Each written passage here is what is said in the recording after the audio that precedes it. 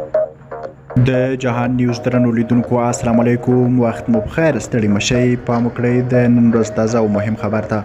د افغانستان او پاکستان ترمنځ راکړه ورکړه 80% کمه شوې ده.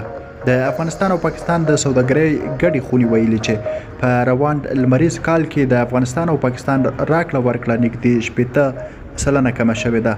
د مسؤلینو په خبره د دې یو ستر لامل د دواړو هیوادونو ترمنځ د تورخم دروازې وخت نه وخت بندیدل دي او اوس کابو یو میاشت په تیریدو ده چې دغه لار تړل شوې ده. افغانستان د هغو هیوادونو له ډلې دی چې د صادراتو وارداتو توازن یو شان نه دی. د صنعت او سوداګرۍ وزارت د شمیرو له مخې هر کال له نورو هیوادونو نږدې 10 میلیارده ډالر راکړه ورکړه لري چې له دې منځه یې نږدې 2 میلیارده ډالر صادرات جوړوي.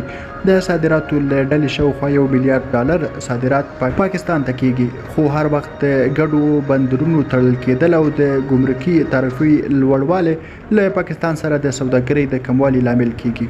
درنو لیدونکو، تاسو هم خپل نظرونه کمنټ کړئ. له ملتیا مو مننه، ښه وخت ښې شوې.